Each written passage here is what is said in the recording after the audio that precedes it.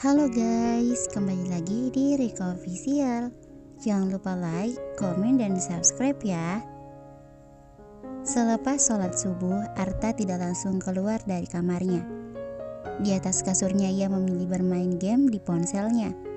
Sekaligus menunggu Anya mengetuk pintu kamarnya menawarkan sarapan pagi. Tidak biasanya sepagi ini perut Arta sudah merasa keroncongan. Lama-lama terdengar suara aneh dari luar. Arta menajamkan pendengarannya, seperti ada suara langkah kaki kuda yang berjalan di luar. Ia segera bangkit dari kasurnya dan membuka dua daun jendela kamarnya lebar-lebar. Seketika hembusan udara dingin pagi Takengon langsung menerpa wajahnya.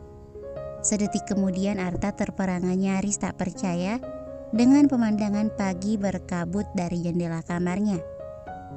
Ia melihat Anya menunggang kuda besar berwarna hitam, sedang menatapnya dengan wajah geli. Arta yang kedua tangannya masih belum lepas dari daun jendela seketika tersadar. Anya pagi itu tidak mengenakan jilbab yang seperti ia kenakan kemarin, tetapi hanya mengenakan kain hitam bermotif etnik yang sepertinya khas Gayo untuk sekedar menutupi sebagian rambutnya, sekaligus untuk menjaganya dari udara dingin. "Oi, ngapain di dalam kamar terus? Ayo olahraga pagi," serunya lantang sambil menahan tali kekang mengendalikan kudanya yang mulai tidak sabar ingin berlari. "Maksud lo? Lo naik kuda terus gue lari-lari di belakang lo kayak jongos?" Anya tertawa geli mendengar tuduhan Arta. "Pakai kuda juga dong, Tak. Lo bisa kan naik kuda?" Nada suara Anya terdengar meremehkan di ujung kalimatnya. Sombong." Arta beralih dari jendela, mengambil jaketnya lalu keluar menyusul Anya. "Naik kuda tuh gampang, mana kuda buat gue?" Arta menghampiri Anya yang menjulang tinggi di atas kuda hitamnya yang gagah. "Yakin bisa?"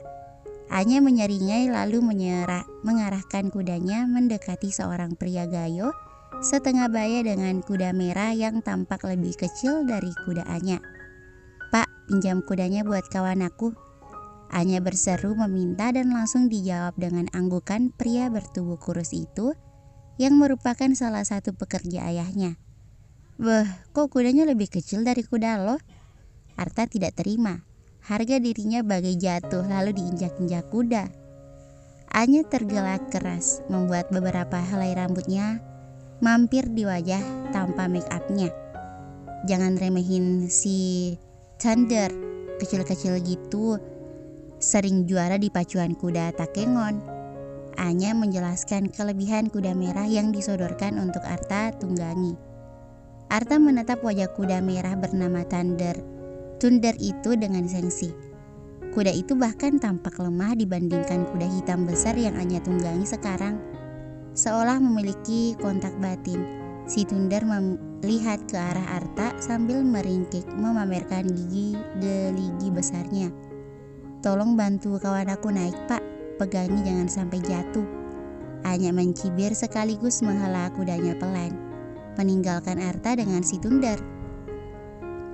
Gengsi karena tak ingin diremehkan, Arta lalu naik ke punggung Thunder meski harus dengan susah payah. Sejujurnya terakhir kali ia naik kuda adalah ketika ia masih duduk di bangku SD. Itu pun kuda poni di objek wisata Tangkuban Perahu Bandung. Begitu berhasil naik di atas punggung si Thunder, Arta kembali bingung. Apalagi yang harus ia lakukan pada si Thunder? Langsung menarik tali kekangnya atau memukul pantatnya agar si Thunder berjalan. Itu pun Arta merasa tidak yakin, apalagi lelaki tua Gayo yang masih memegang tali kekang di rahang si Thunder pun tidak berkata apa-apa. Menunggu reaksi Arta yang tampak canggung dan kebingungan. Dalam kegalauannya, kedua mata Arta mendadak berbinar-binar, menangkap penampakan motor trail terparkir di dekat taman villa. Arta urung naik kuda. Kalau untuk skill naik kuda, Arta jelas kalah telak. Tapi lain soal kalau motor trail. Arta ahlinya. "Pak, boleh pinjam motornya?" "Boleh." Pria gayo itu merogoh saku celananya, memberikan kunci motor pada Arta tanpa keberatan sedikit pun. "Makasih Pak." Arta bergegas menyalakan mesin motornya dengan semangat tinggi karena akan mengejar Anya. Mengetahui Arta mengejarnya dengan motor trail, adrenalin Anya meningkat tajam. Ia pun memacu kudanya lebih kencang, menyusuri jalanan Takengon menuju arah danau. Hingga kain yang dikenakan Anya melorot dari kepalanya dan melambai-lambai bagai spanduk seiring dengan kecepatan kudanya. "Lo gak akan bisa kalahin gue tak?" Anya berteriak sembari tertawa lepas, membuat nafas yang dipasok ke paru-parunya seolah menipis. "Lihat saja nanti," balas Arta tidak mau kalah. Motornya ia pacu sekencang mungkin berusaha menyamai kuda Anya yang seolah melesat bagai anak panah. Kejar-kejaran berbeda jenis tunggangan begitu sengit dan seru. Keduanya tidak ada yang mau saling mengalah. Jika Arta hampir mendahului kudanya, maka Anya akan semakin kencang memaju kudanya. Begitu juga sebaliknya dengan Arta. Ketika danau laut tawar mulai tampak di depan mata, keduanya makin menggila. Yang kalah traktir makan siang sebulan. Arta melontarkan tantangan dengan lantang karena ia yakin akan menang, membuat Anya lebih kencang memacu kudanya. "Lihat saja," balas Anya sengit. "Faster King, faster. Jangan sampai gue kalah." Anya berteriak pada kudanya dan ia melesat hingga tak terkejar. Setelah persaingan yang begitu sengit dan menegangkan, akhirnya Anya menang. Anya tiba di tepi danau lebih dulu. Tawa lepas kemenangannya menguar ke udara. "Sorry ya, gue yang menang," Anya berseru lantang dengan senang sambil menarik tali kekang untuk memutar kudanya ke belakang. 100 meter dari tempatnya berada, tubuh Arta sudah terlentang dengan motor trail yang juga rebahan di dekatnya. Anya terperangah kaget. Arta tampak terkapar tak berdaya. Anya kembali memacu kudanya dengan mimik muka khawatir menuju ke tempat Arta berada. Arta pingsan, terkapar di atas hamparan rumput.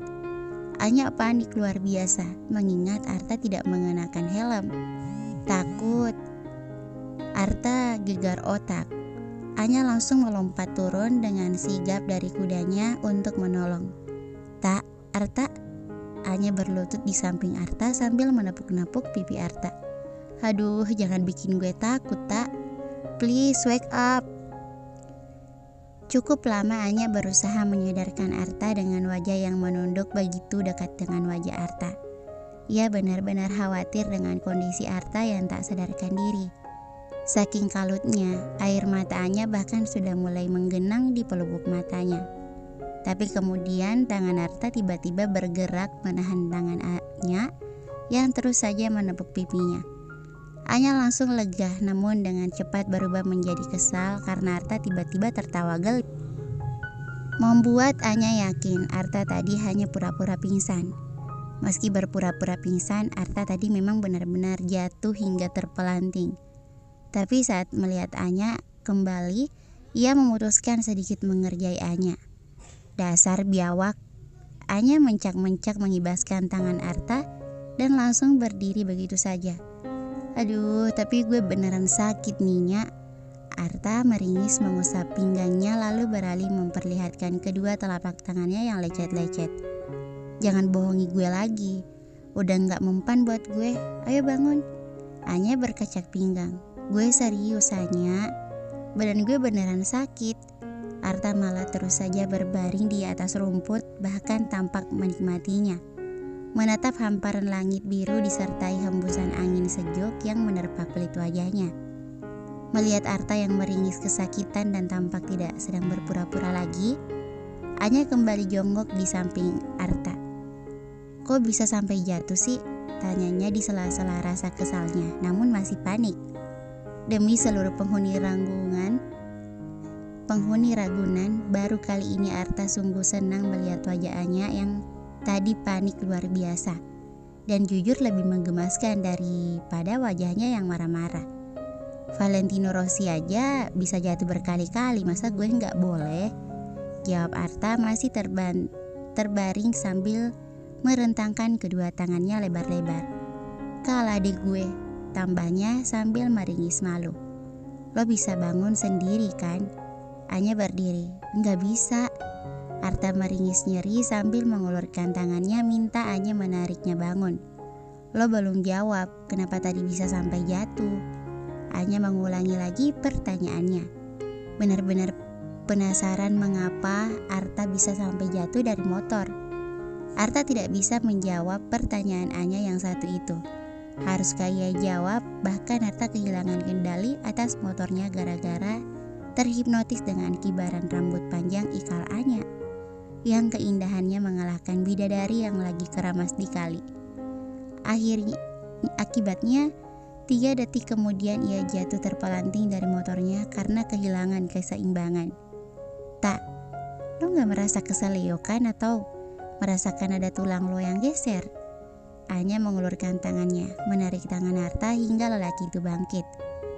Raden bagus, Arta Yaksa itu 11-12 sama Gatot Kaca, gak akan selama itu. Kelakarnya sambil menepuk dada, membuat Anya gemas hingga memutar bola matanya ke atas. Fix, gue tahu, ternyata otak lo yang geser. Anya menuding jidat Arta. Dan gue menang. Anya tertawa jahat. Well, apa boleh buat, lo menang dan gue harus bayar kekalahan gue. Makanya jangan sok-sokan nantang gue. Anya menyelipkan sejumput rambut ikalnya di belakang telinganya. Kain hitam bermotif yang dikenakannya sudah melorot dan menampakkan sebagian besar rambutnya. Memancing tangan Arta naik untuk memperbaiki letak kain hingga mengerudungi kepala Anya sepenuhnya. Arta baru sadar, Anya ternyata hanya mengenakan gaun tidur putih gading semata kaki di balik kainnya. Gaun tidur yang terlihat sangat kuno jika dipakai di zaman sekarang ini, mengingatkan Arta akan toko ibu di film Pengabdi Setan. Sisirin ibu Arta. Arta tidak menyangka Anya yang katanya suka pakai lingerie seksi setiap tidur ternyata bisa juga mengenakan gaun tidur seanggun ini. Merasakan tingkah Arta yang tak biasanya membuat Anya merasa pipinya memanas. Anya merasa tatapan mata Arta seolah sedang menilai dirinya dari ujung rambut sampai ujung kakinya yang dibalut sepatu boots. Tapi ia memilih tidak menampakkan reaksinya. Berusaha bersikap biasa saja karena Anya tahu Arta akan besar kepala jika melihat perempuan yang jadi baper gara-gara ulahnya. Kedua tangan Arta tiba-tiba bergerak lagi memperbaiki letak kain Anya di kepala. Bertahan beberapa detik di sana dan menatap Anya dengan tatapan tak terbaca, membuat jantung Anya tiba-tiba berdebar keras. Jangan sampai melorot lagi, gue takut lo ditangkap gara-gara gak pakai jilbab, katanya sebelum melepaskan tangannya, membuat Anya kian canggung dengan perlakuan Arta yang manis padanya. Arta lalu mendekati motornya yang tergeletak dengan terlatih. Tati hendak memeriksa motornya. Waduh, rusak nggak ya? Arta memeriksa beberapa bagian motornya. Pak, siapa tadi namanya yang punya motor ini? Pak Asrul, pekerja bokap, sahut Anya. Tapi ini motor bukan milik dia. Terus milik siapa? Arta bertanya sambil berusaha menghidupkan motornya. Punya bokap gue, sahut Anya sambil meringis prihatin. Arta terperangah, terkejut dengan fakta yang diberikan Anya. Mampus. Arta menepuk jidat. Bertambah sudah satu alasan ayah Anya untuk tidak menyukai dirinya. Kalau gara-gara motornya rusak terus bokap lo makin gak mau nerima gue gimana? Arta pasang wajah galau karena motornya belum mau hidup juga. Gue gak tahu tak, berdoa aja yang banyak. Anya menepuk bahu Arta dengan raut wajah yang ia buat sekhawatir mungkin di depannya. Bokap gue suka banget menembak apa aja kalau lagi marah. Bersambung, thank you for watching.